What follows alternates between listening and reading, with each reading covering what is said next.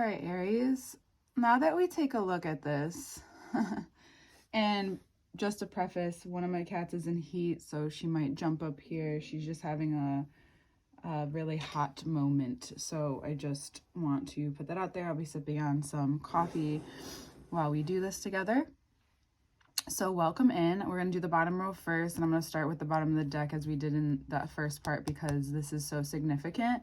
We're in a 9-year, and we're also in a 9-week right now as well by the time this comes out. So before now, looking at these cards, it looks like you are, it's different than like suiting up for armor for battle. This is more of like the inner battle.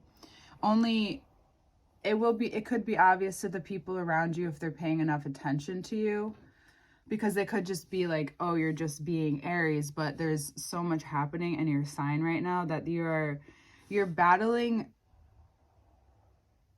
this part of you that you don't necessarily come across often nor see.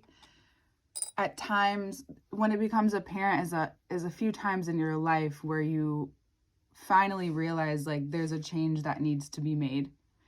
And it often has to do with how you think, because it completely directs your life. And that's why you can become so interested at times of people with different types of thought. Because you're finally at a place where you're able to see where from your childhood or where from your past or where you've taken a certain identity far, but it no longer works for you, or it's actually harming you, or it's perhaps this control.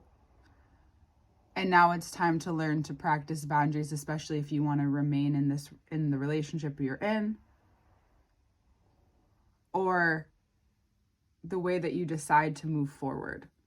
I actually want this wreath to show, so I'm just gonna take it out here a little bit. So what's happening?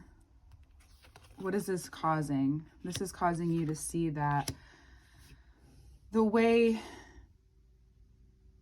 this shift happens, the way that the control is seen, is because there may be this back and forth in your mind about, well, I'm in a great place, but why isn't it the way that I feel doesn't really add up? Like you feel like maybe in a lull, there's nothing wrong with that. But for some of you, you know that you have the capacity, the capability to shift in whatever direction you want to go in. But right now, there seems to be a lot more deeply insightful and impactful moments that show up to reveal to you why this change, or why, especially with money, why this change is different. You haven't touched this area, or this area hasn't been safe. You haven't been safe enough. You haven't had enough, like maybe the amount of money that makes you feel safe, or the amount of power that you have now in your life makes you feel safe. And then all of a sudden you realize why. And it's because there's this grieving period that your mind has not fully processed. You've been keeping it cool and content, and you're doing great. You have a lot going on. You have your hands and your heart, you have yourself in a lot of different areas, and there's this version of your life that is extremely, prosperous, amazing, abundant, right? And then there's this and while this is happening, which can happen, we've seen it and heard about it in many ways, that like you can be at the top of your game, or you could be in a really condensed space, but there's no quote on progress to be made. So there's a lull, there's a depressive. Well, usually if that happens, it means that you've been doing all of this just to avoid. And it only feel better, and you only love it more once you grieve. But the grieving process, we go in and out of those. That's not something you can truly control. The only thing you can control is how you feel. And if you feel, oh, why is this coming up again? Well, it's because you've been clearing up something, or you've been needing to clear up something deep within you. Maybe it has to do with guilt. Maybe your stomach's been off for some of you. Your health. You're like, I should feel great, but my body is telling me different. Well, could be the lungs, because that's where grief is held, but guilt with grief could be the intestines as well, which is Virgo here. Either way, this is a time where, for you, these eclipses have really lingered in a strong way, revealing to you where you overcompensate in work or taking care of your health in a very proactive yang way, very Aries way, and where you may need to do it in a very yin way now. The way to absorb your life, the way to move forward is actually to go slower. It's actually to take some time and go and do that. You're in an extreme. And now it's time to go in the other direction, and that will, even though it may not be extreme, it can feel that way. Absolutely feel that way, but what you learn about yourself, and if you can allow this before Saturn takes you on that ride anyway, well, would you look at that? You're basically just setting up yourself, preparing yourself for the next long venture, because this looks like a suiting up for like an adventure, but like one that you didn't know would be so demanding of your energy until you get there. You're like all for it, and then you realize like, oh, this is a battle. This might be a war, but you're the one with yourself. And I'm putting this because there's the Ace of Swords underneath that.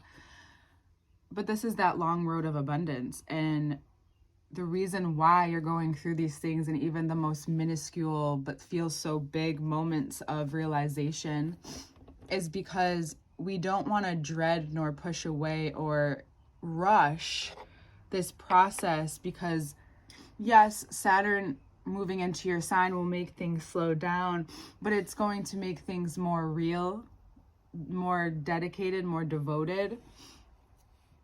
And this may happen, and the last thing you might want to do is go down a direction, then have to change halfway through. Well, what if we gave ourselves a grace period? Let's give ourselves the eclipse season. So we just had eclipse season last month into this month, I should say. And the next set will be in September. So from now until September, yes, you may be on a direction, but if you give yourself that grace period to change at any point during that time, and that might invite healing and possible leaving behind something you thought was going to be, to open yourself up for something that will be. And for a lot of you, it's about your mindset, not necessarily about what you're doing for money. It's not like leaving a job, it's how you're approaching this job or this career. For some of you, it's a purpose. If you've been doing something on the side and more creative, then by September, by that time, but also Mars will be moving into Virgo in June. So listen to what's processing, and don't rush it. Every time you try to make a plan or rush it, do it, you can. But there's this bottom of the deck, lingering doubt that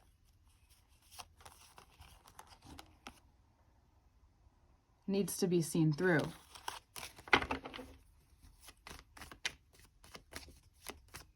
It's about momentum. Is it being stopped or challenged constantly? Just notice that. And now I'm going to go up to love, but we'll probably go back and forth. So yeah, whatever's ending in the ways of money is ending so that you can make money in a different way, in a way that you didn't know you were trying to control a certain aspect of this part of life. And the only way to go bigger is to let go of that. It worked until now. Okay? And that is showing by this World card here. Your love life is a great distraction for sure, but it's because at the core of you, you need to allow yourself to move on. Look at this, bottom of the deck. Some may think you're a fool. Doesn't matter. It doesn't matter. You thought you were just acting in a certain way, maybe faking it for now just to cope. But then the fool archetype almost becomes real. You feel this foolish way of like, life is moving. I'm moving with life. I'm moving with this direction. I'm closing these chapters. And I'm doing it the way I want to do it. So the heaviness you feel is by not facing it. By not addressing what you need to address. Remember, your instincts have been shifting for a while, and now with everything going into your sign, some parts of you will become overly determined, and then there's other parts of you like extremely passionate, right? You may feel like a fool more for the first time in a long time. And the ways of humbling yourself, the decisions that you've made, but the kind of open-heartedness that it takes right now for you, the kind of learning about love that it takes for you right now is ever present. Let's be poetic. There's this part of you that may feel like you need to share, or you want to give, or get things off your mind, or quickly resolve things. You can quickly resolve things. And what I mean by that is internally. It doesn't mean everybody's ready to quickly resolve some shit with you, just so you can move forward. That's not the point. The point is, regardless, you're moving forward. Regardless, you're more confident. Regardless, you feel like more like yourself.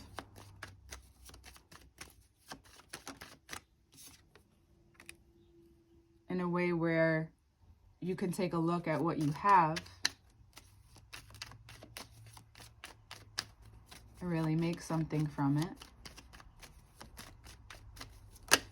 Clarifying the Four. Okay, the King of Swords too. Clarifying the Four of Wands. If you're taking the people around you, if this is bringing you to a place where you might be taking the people around you for granted, or they feel that way, you know, it would be very wise to listen. To at least just listen.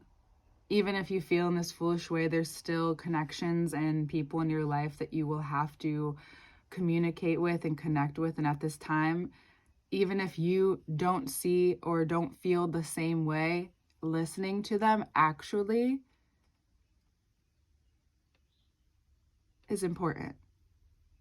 Why? It's not just listening that's going to help them. Listening is going to help you. Something that I was reminded of that I really fucking love is that, and you're a sign that I think sometimes needs this more than anyone else, because you are so self-focused. And you may not realize that, even if you don't think you are, and you're in a version of you that's there's parts of you that are unhealthy and you don't think you are, but you think that's the best way. You need to be selfish for sure, but you also need to listen. You rule the head that has ears on it, and it will help your discernment. Why? Well, I'm bringing it back to Kabbalah. What I learned, because I was refreshing myself with some things, is that when you're in the room if you're in a room with people, you chose to be in that room. And in some way, in a farther out perspective, Four of Wands, your soul chose to be there at some point. Regardless if you like or want to hear what someone else has to say, just notice what that brings up in your body first. Before you say anything about what anyone's talking about, listen to the story. Are you getting frustrated in your mind? Why, like, what the fuck, blah, whatever it is that comes up, even if it's to be funny, can you maybe pause? Maybe the first time won't work. Can you pause and listen? Because you don't know if that story will have something that you need at some point in your life. I'm sure you've been told that before. Gosh, what you said really, I really needed to hear that, or that helped me at some point. It will help you. 11th house, community, good fortune. We had the 7 of Swords underneath it. Your confidence is going to bring your discernment. But where is your confidence coming from? Always being listened to or being yourself? And this is where that balance comes in. Being yourself. What does that look like? It means being vulnerable. Not always trying to control the moment or finding a way to slip something in. Your discernment comes from your ability to take what you've learned from the community that you've been in, regardless if it served you well in the end or at this time, because it's helping you realize where in love you're not paying attention, or you keep, going off the edge, but you're not doing it with a discerning eye. You're doing it because it's a default. You default to that dramatic or that, warrior, I have to do this, I push, and eventually, regardless of how much success that brings you in your version of success, you find yourself trailblazing and now you're exhausted. You're like, what am I doing this for? Was this just off of resentment or anger? Right? So right now, love and the way that you've loved is beautiful. I'm not saying change the way you love. I'm just saying take a look at where it's caused you to, have these amazing adventures, but not actually really acknowledge the pain and the strength it took. And instead putting it somewhere else or into someone else or into your words, into something powerful. But Pluto going retrograde in your 11th house is making you say, how do I want to direct this power now here? How do I allow myself this change of whether you're in a relationship, they're probably going to respond really well to it. Or you will hear exactly what you need to hear out of it. Wow. Yeah. You will see how this went so deep that it became more of a deception. So you will also learn how, for some of you, will learn how someone has deceived you. Unfortunately, this is the Gemini Sagittarius axis. So for some of you, it's about how this person has wielded so much money from you, or siphoned it even. That word comes up a lot. Or took so much energy from you that it took from your money, it took from your skills. And not in a way that's like, yeah, you were helping them, but there's just no promise of return, or meaning even them becoming a better person. This has just been what's kept you running in this way. So you're discovering a lot of depth in how you think because of Mercury. Because if you hit a wall over and over again, eventually, Aries, you get up and you move, you around the wall, jump, whatever it is. Like, it doesn't take you long to like adjust that. It just may feel like you hit a wall. And that's what's hard, I think, for you to stop, because it feels like hitting a wall. But if you learn about that wall, maybe it will become a softer wall. Right? Learn to slow the brakes instead of just always scraping yourself on the way down, which takes practice, which takes knowing yourself, which takes accepting the information, regardless of what you do with it. That is up to you, of course, as always. What we want you to remember here, though, is that any decisions you are base them off of your actual ability to what are your actual responsibilities, your actual worth? Or is this person rushing your decision? This is not the best time to rush any decisions. It's a time to take a look at them and then retake a look at them. Yeah, you're going to jump into things as always, and you may not realize it. But when Saturn moves into your sign at the end of May, it will slow down. Whether you like it or not, there will be a sense of slowdown in every direction. Mercury will also have been in Taurus, so that will already be like a nice prep. And not that things aren't going to move fast. They have been, if you haven't noticed. But this is taking up space for your ability to be responsible for what's really yours. And for some of you, this is the power of your skills really manifesting. So for some of you, this is deception and love. But for some of you, this is like becoming so close to love. And kind of taking a look at, well, what has made you doubt anything about this? It stems from where you came from. Look at all this goodness. It stems from where you came from. And your willingness to believe in the kind of fulfillment and to be open to the prosperity and to this rebirth. To this, yeah, you're Mars and you want to take action, but Scorpio wants to get in deep and go in depth into this process. And well, Jupiter is going to move into your third house after being in your second house for a while. You tried your hand at many things, and now whatever security you're finding in yourself, you're able to find in your skills and your talents even more. Like, the best thing about Taurus season is, like, you really don't have to do shit. It'll bring everything you need in order to shape you, if you let it. You could be this fool ass running around, and all of a sudden something comes to you, causes you to really maintain discernment. Another thing comes around and makes you realize, oh, I'm not grounded. What do I do from a grounded place? This is also a symbol of transformation.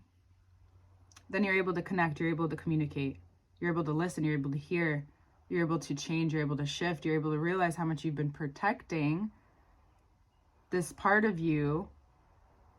And because you've been living from actually protecting this instead of like your inverse of Libra, Libras have been operating from a place of protection, which caused all their relationships to be reevaluated, shifted, reimagined quite a bit over the years, where you have been keeping this value to yourself and protecting yourself from that space. Meaning, like, you can't show vulnerability or this vulnerable part of yourself. So everything has been on you because you've made it that way. Where Libra's done the same thing, it's just a little different. It's hard to explain right now. We're going to focus on you. It's just the inverse. It's more external. It's more physical. You may have to leave relationships behind. Or you can look at it the way in which you lead your life. People just end up staying where they are and you continue. You probably won't realize this until the full moon. The full moon will come in very direct. It's in Aquarius, so it's going to be heightened and deep. Heightened and deep. For some people, it can cause, like, I will do an extra video on that because it can cause, like, and I don't want to put this out there, but it can cause a lot of stuff to feel heavy, big, powerful. And we're preparing ourselves for that and your fulfillment and your happiness. And you didn't realize your happiness came at the cost of this cycle that's kept you feeling like doubtful. And you didn't realize how you've built that in your world and through the people that you connected with. In a way, means to protect yourself. But now that you're no longer needing to do that, you can operate from that place caused you to make major decisions with a lot of fortune, but you will feel the grievance as you move through this. And then we have we start and end with these fixed signs. How perfect. Needless to say, May is extremely transformative. And just know that this feeling of grief won't last forever. It will come back at times, as it does. And this is the lungs, and this is the nervous system, but this is changing your nervous system and preparing you. So,